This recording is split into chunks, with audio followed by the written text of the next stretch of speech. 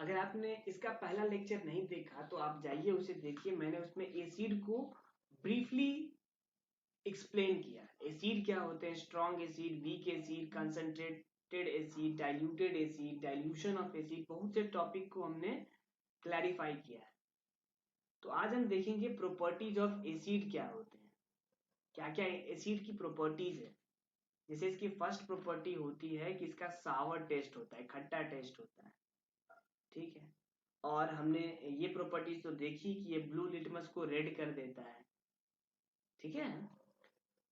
Third property इसकी ये होती है कि ये अलाउ करता है इलेक्ट्रिक करंट को पास करने के लिए, मतलब ये इलेक्ट्रोलाइट की तरह रिएक्ट करता है, समझ रहे हो। तो देखो कोई इलेक्ट्रोलाइट कब बन सकता है, जब वह आयंस में डिसोसिएट हो।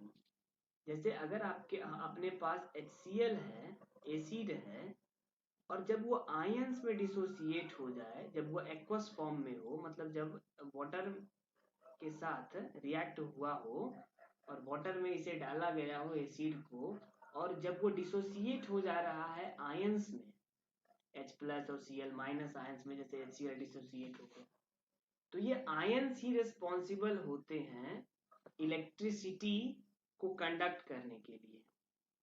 जैसे अगर वायर को देखो तो उसमें इलेक्ट्रिसिटी क्यों कंडक्ट होता है, बिकॉज ऑफ इलेक्ट्रॉन्स, और ठीक है। और अगर आपके पास इलेक्ट्रोलाइट है, जैसे कि मान लो आपने बैटरी लगाया इस तरह से, ठीक है, यहाँ पर आपने एक बल्ब लगा दिया, ठीक है, यहाँ पर आपने बल्ब लगा दिया एकदम मस्त सा, और यहाँ पर आपने क्या किया, एक कंटेनर लिया, ठीक है, एक कंटेनर लिया और इसमें वायर का एक एंड और इस वायर का एक एंड डाल दिया, ठीक है। और इस कंटेनर में हमने क्या किया, एसिड ले लिया।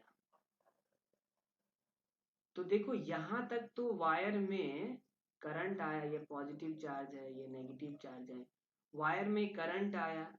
अब यहां से कंटिन्यू तभी होगा जब इसमें आयन फ्लो करेंगे। आयन फ्लो करने के लिए आयन का बनना जरूरी है, तो एसिड आयन बना रहा है, इसीलिए ये इलेक्ट्रिसिटी को कंडक्ट कर रहा है, इजंट इट? समझ रहे हो। तो देखो एक होता है स्ट्रॉन्ग एसिड, जैसा कि आपने पिछला पिछला लेक्चर देखा होगा, उसमें स्ट्रॉन्ग एसिड और वीक एसिड को हमने एक्सप्लेन किया है। तो स्ट्रॉन्ग एसिड वो होता है जो एकदम ज्यादा अमाउंट में H+ आयन डिसोसिएट करे, बनाए, प्रोड्यूस करे, ठीक है। मतलब उसका अल्फा डिग्री ऑफ डिसोसिएशन ज्यादा होता है, मतलब ज्यादा आयंस का फॉर्मेशन करता है अगर कहे तो अगर स्ट्रॉन्ग एसिड होगा तो इलेक्ट्रिसिटी को एकदम तेज से फ्लो करेगा, तो बल्ब भी तेज ग्लो करेगा। और अगर वीक एसिड होगा तो क्या करेगा, सबसे पहले तो उसका अल्फा डिग्री ऑफ डिसोसिएशन कम होगा, कम आयंस वो प्रोड्यूस करेगा, इलेक्ट्रिसिटी को धीमे धीमे फ्लो करेगा। बल्ब का जो ग्लो कर रहा था, मतलब उतना तेज ग्लो नहीं करेगा, डीम लाइट देगा, समझ रहे हो। तो इस तरह से वो करंट को पास करता है, इलेक्ट्रिसिटी को कंडक्ट करता है, ठीक है। तो यहाँ पर एक और पॉइंट क्लियर करते हैं, जैसे कि हमने लिखा है glucose solution and alcohol solution do not contain conduct electricity due to the absence of light. देखो हमने बोला एसिड ने इलेक्ट्रिसिटी क्यों कंडक्ट करी, क्योंकि इसने आयन का फॉर्मेशन करा, ठीक है। और हमने बोला था कि एसिड में एक चीज कॉमन होता है, क्या, और वो होता है H+ आयन, सारे एसिड में ये कॉमन होता है, ठीक है। तो जैसे कि HCl था हमारा, HCl था, तो देखने में लग रहा है H है इसके पास, तो H+ आयन होगा।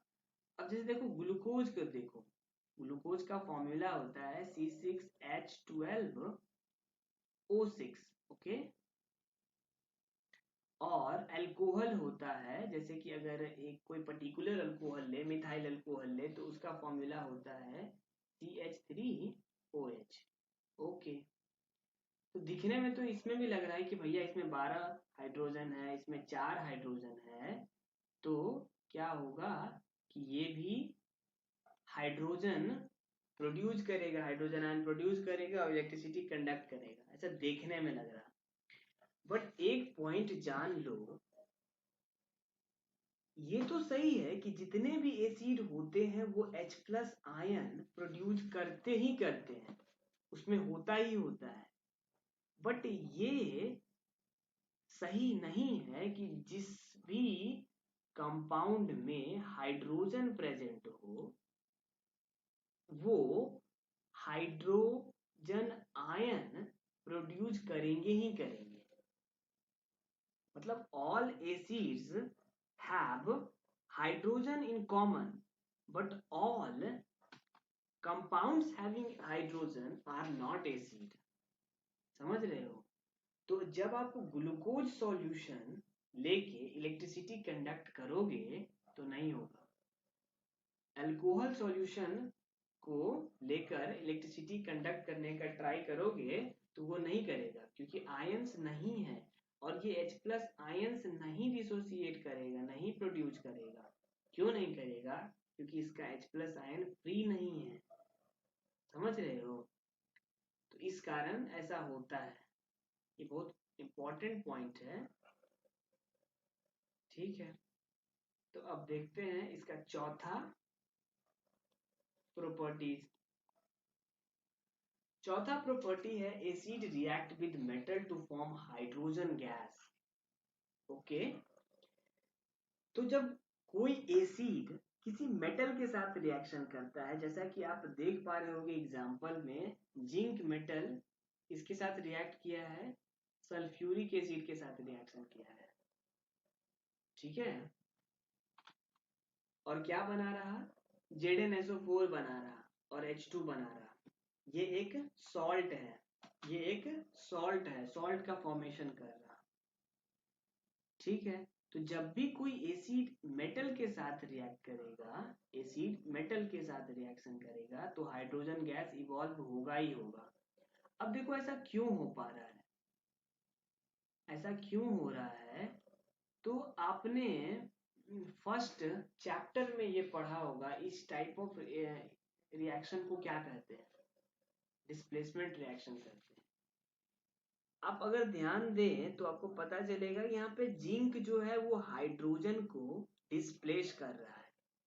ठीक है, देखो उसके पोजीशन से हटा के यहाँ पे खुद बैठ गया, तो ये हाइड्रोजन को डिसोसिएट कर रहा है, डिस्प्लेस कर रहा है, तो ये डिस्प्लेसमेंट रिएक्शन हुआ। अब ऐसा क्यों कर रहा है? क्योंकि जिंक जो है वो हाइड्रोजन से ज्यादा रिएक्टिव है, इसलिए वो ऐसा कर रहा है।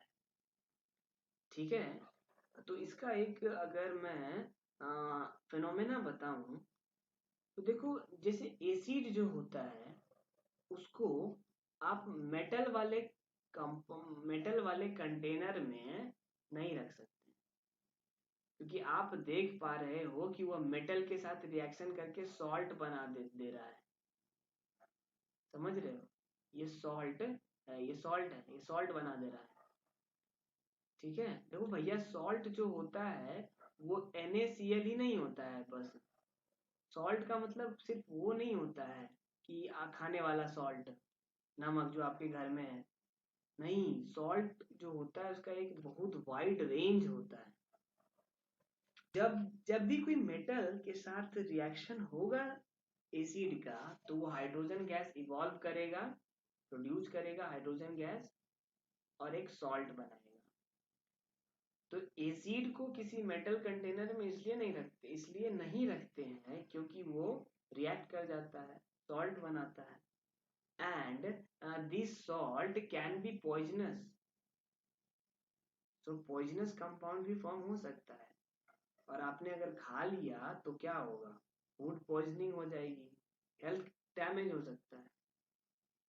समझ रहे हो? ठीक है, और आप तो ये जानते ही हो कि ऑल एसिड में क्या हाइड्रोजन आयन कॉमन होता है, ठीक है। अब देखो जैसे हाइड्रोजन आयन इसमें प्रोड्यूस हो रहा है, हमें कैसे पता चलेगा।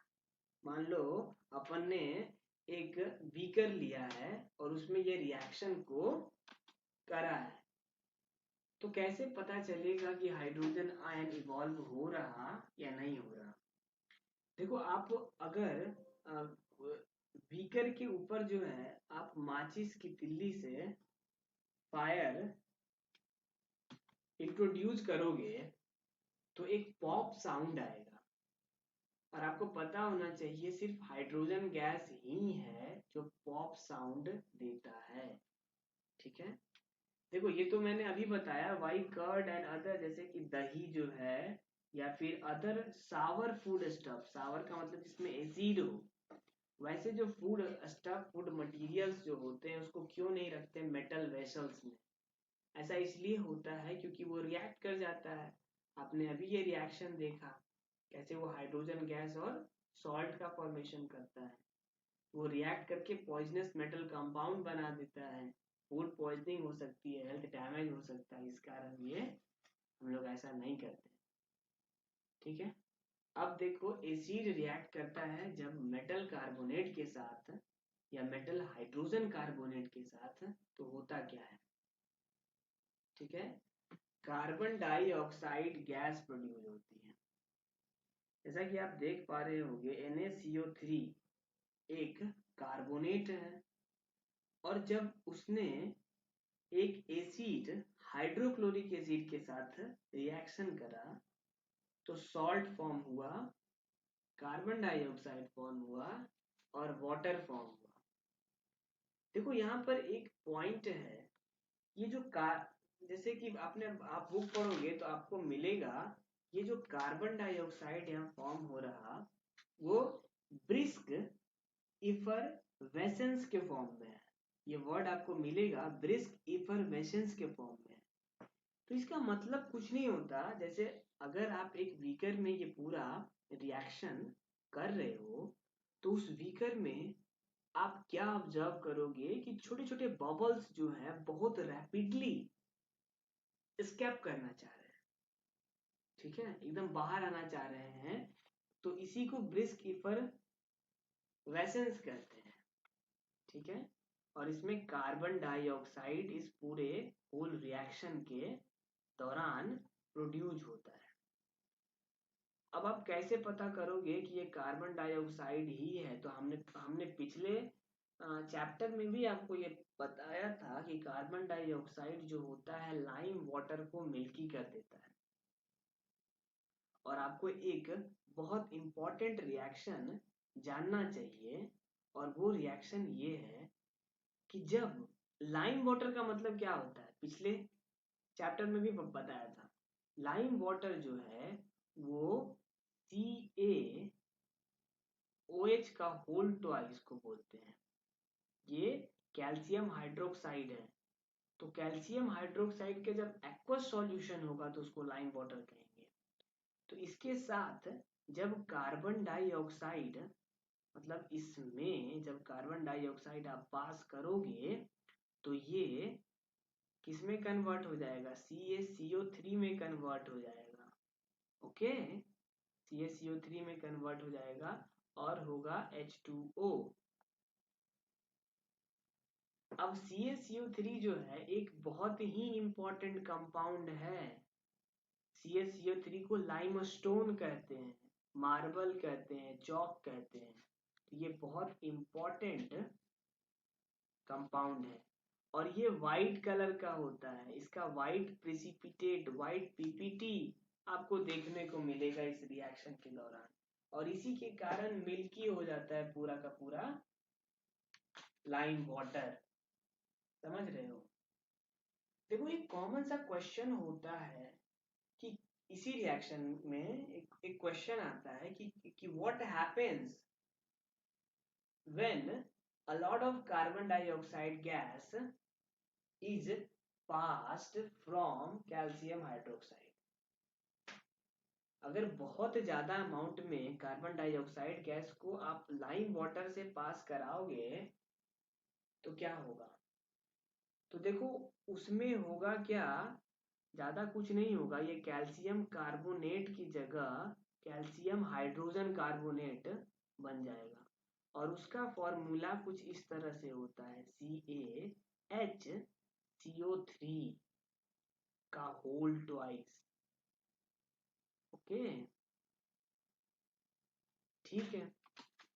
तो ये जो है इसकी मिल्कीनेस जो है वो डिसअपियर हो जाती है अगर बहुत ज्यादा कार्बन डाइऑक्साइड गैस आप पास करते हो तो, क्योंकि ये जो कैल्शियम हाइड्रोजन कार्बोनेट है वो वाटर सॉल्यूबल है। ओके, आप समझ गए होंगे। इसकी 6 प्रॉपर्टी के ऊपर चलते हैं और वो है acid react with bases to form salt and water.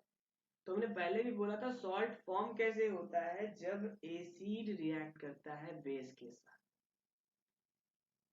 देखो इसका एक कॉमन सा फिनोमेना है, क्या होता है, जैसे देखो जब भी हम फूड लेते हैं खाते हैं तो वो हमारे स्टमक में जाता है और डाइजेस्ट होता है। कैसे डाइजेस्ट होता है? देखो स्टमक जो है hydrochloric acid hydrochloric acid secret करता है जो कि हमारे फूड को डाइजेस्ट करने में के लिए यूजफुल है। तो देखो आपने पढ़ा होगा हाइड्रोक्लोरिक एसिड जो है वो एक ऑर्गेनिक एसिड है, ठीक है, एक पावरफुल एसिड है। अगर जैसे एकदम से बॉडी पे गिर जाए तो बॉडी को एकदम गला दे, जला दे, होल कर दे, तो फिर वो पेट में जब जब सिक्रेट होता है तो हमारा जो स्टमक है वो सेफ कैसे है, क्योंकि एक म्यूकस नामक एंजाइम और सिक्रेट होता है जो उसको न्यूट्रलाइज करता है। तो जब हम बहुत ज्यादा ओवर ईटिंग कर लेते हैं, ठीक है, बहुत ज्यादा फूड खा लेते हैं तो उसको डाइजेस्ट करने के लिए बहुत ज्यादा amount of hydrochloric acid stomach secrete करता है और म्यूकस उसको सही से न्यूट्रलाइज नहीं कर पाता, उसके इफेक्ट को न्यूट्रलाइज नहीं कर पाता, इजंट इट, न्यूट्रलाइज नहीं कर पाता, तो एसिडिटी हो जाती है। समझ रहे हो, एसिडिटी इसलिए होती है। और उस एसिडिटी को क्योर करने के लिए हम क्या लेते हैं, जैसे इनो लेते हैं या फिर कोई एंटा एसिड लेते हैं, ठीक है। जैसे एक एंटा एसिड है बहुत कॉमन है, उसको मिल्क ऑफ मैग्नीशिया कहा जाता है, ठीक है, ऐसे उसको MgOH मैग्नीशियम हाइड्रोक्साइड बोलते हैं। तो देखो ये बेस है और एसिड को न्यूट्रलाइज कर रहा, समझ रहे हो। तो ये क्या करता है, सॉल्ट और वाटर बना देता है। इस रिएक्शन में यही होता है। एंटा एसिड का मतलब एंटी एसिड होता है, एंटा एसिड का मतलब होता है एंटाई एसिड। ओके, मतलब एसिड नहीं है, समझ रहे हो। तो जब भी कोई एसिड बेस के साथ रिएक्ट होगा तो सॉल्ट और वाटर बनाएगा, और चूंकि जो बेस है वो एसिड को न्यूट्रलाइज कर रहा है इसीलिए इसको न्यूट्रलाइजेशन रिएक्शन कहते हैं, isn't it? तो आप समझ गए होंगे कि क्या होता है न्यूट्रलाइजेशन रिएक्शन, और इसमें सॉल्ट प्रोड्यूस होता है। अब देखो एक 7th प्रॉपर्टी इसकी ये है कि एसिड जब मेटल ऑक्साइड के साथ रिएक्ट करता है तो भी सॉल्ट और वाटर बनाता है। ऐसा इसलिए होता है क्योंकि मेटल ऑक्साइड जो है, मेटल जब ऑक्सीजन के साथ रिएक्ट करेगा या मेटल को जब एयर के प्रेजेंस में बर्न किया जाएगा, मेटल ऑक्साइड जब प्रोड्यूस होगा, तो जो मेटल ऑक्साइड प्रोड्यूस होता है वो बेसिकली बेसिक नेचर का होता है। ऐसा नहीं करें कि बेस होता है, क्योंकि बेस में तो OH माइनस आयन होना चाहिए और यहाँ नहीं है, तो ये बेसिक नेचर का होता है। अब फर्दर क्लास में पढ़ोगे इसका कॉज क्या है, अभी समझ नहीं आएगा, ठीक है। ये बेसिक नेचर का होता है, इसी कारण ये जब एसिड के साथ रिएक्ट करता है तो ये भी सॉल्ट और वाटर का फॉर्मेशन करता है, और ये भी न्यूट्रलाइजेशन रिएक्शन के सिमिलर है। ओके, अब उसकी इसकी 8th प्रॉपर्टी पढ़ते हैं, एसिड हैव कोरोसिव नेचर। तो ये वही बात है कि जैसे एसिड है, बेसिकली ऑर्गेनिक एसिड की बात हो रही है, और ऑर्गेनिक एसिड में भी कॉन्सेंट्रेटेड एसिड की बात हो रही है, सॉरी मिनरल एसिड की बात हो रही है, और मिनरल एसिड में भी कॉन्सेंट्रेटेड मिनरल एसिड की बात हो रही है, जैसे कि हाइड्रोक्लोरिक एसिड, नाइट्रिक एसिड और सल्फ्यूरिक एसिड, ये कोरोसिव नेचर के होते हैं। मतलब अगर हाथ पे गिरे तो उतना जो एरिया है वो एकदम से गल जाएगा, समझ रहे हो। अगर वुड लकड़ी के ऊपर गिरे तो एकदम से होल कर देंगे, काला कर देंगे, इस तरह से होता है, समझ रहे हो, इतना ज्यादा डेंजरस होता है ये। एसिड अटैक तो आपने सुना ही होगा, ठीक है। तो देखो कॉन्सेंट्रेटेड एसिड जो होता है वो ज्यादा डेंजरस होता है, ज्यादा हैजार्डस होता है in comparison to dilute acid. इसीलिए स्कूल लैबोरेटरी में जो एसिड रखे होते हैं वो डाइल्यूट फॉर्म में होते हैं, ताकि बच्चे उसका जो है, बच्चों के लिए ज्यादा डेंजरस ना हो, ज्यादा हैजार्डस ना हो। तो आप जब एसिड का बॉटल खरीदोगे या कहीं एसिड देखोगे तो उसपे ये वाला जो साइन है ये बना होता है, ठीक है, ये साइन बना होता है, और ये साइन जो है लोगों को वार्न करने के लिए बना होता है, लोगों को अवेयर करने के लिए बना होता है कि आप इसका यूज सेफली करें, ठीक है। तो यही था एसिड के बारे में। और भी है जैसे एसिड, और भी अगर मैं बताना चाहूँ तो एसिड जैसे कि क्या होता है, कि आपने पढ़ा एसिड हाइड्रोजन आयन प्रोड्यूस करते हैं। तो देखो एसिड जो है हाइड्रोजन आयन प्रोड्यूस करते हैं, इसका मतलब क्या है, इसका मतलब सिर्फ H+ आयन नहीं है। देखो एसिड हाइड्रोजन आयन कब प्रोड्यूस करेगा, जब वो वाटर में हम उसे डालेंगे, वाटर में H2O भी है, वाटर भी है, तो वो वाटर के H2O के साथ रिएक्ट करके और एक आयनिक कंपाउंड बनाते हैं, और वो होता है H3O+, इसको हाइड्रोनियम आयन कहते हैं। तो आप ऐसा कह सकते हैं कि एसिड जो है हाइड्रोजन आयन या हाइड्रोनियम आयन प्रोड्यूस करते हैं, समझ रहे हो ना। तो ये है, तो दैट्स ऑल अबाउट एसिड। अब एसिड का अगर यूजेस देखना चाहो तो जैसे एसिड का तो बहुत सारा यूज है, जैसे कि एसिड जो है सिंथेटिक फाइबर बनाने में यूज होता है, या फिर एक्सप्लोसिव, या कार की बैटरी हो गई, या बहुत से केमिकल्स को बनाने में यूज होता है, बहुत सारी इंडस्ट्रीज में यूज होता है, जैसे पेंट की इंडस्ट्री हो गई या फिर पेपर बनाने की इंडस्ट्री हुई, तो उसमें यूज होता है। अब जैसे अगर और देखा जाए तो नाइट्रिक एसिड जो होता है उसका यूज हम टीएनटी बनाने में करते हैं। टीएनटी क्या है, इसको बोलते हैं ट्राई नाइट्रो टोलुइन, ठीक है। ये एक एक्सप्लोसिव है, समझ रहे हो। और भी होता है, जैसे नाइट्रिक एसिड का यूज अगर देखें तो इसका यूज फर्टिलाइजर बनाने में करते हैं।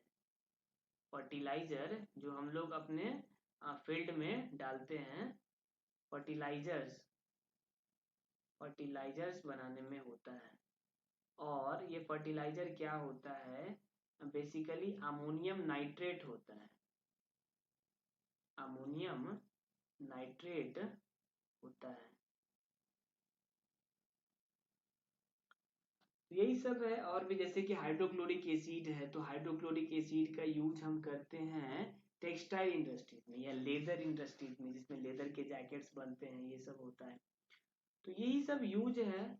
और भी आप मैंने बताया आपको क्या, ऑर्गेनिक ऑर्गेनिक एसिड के बारे में तो बताया ही, जैसे कोल्ड ड्रिंक्स में यूज होता है, पिकल्स अचार बनाने में या फिर टोमेटो केचप्स ये सब बनाने में यूज इसका होता है। तो डे टू डे लाइफ में बहुत यूज है एसिड का। So that's all about acid. Next lecture से हम बेस डिस्कस करेंगे, क्या होता है बेस, ब्रीफ में पढ़ेंगे।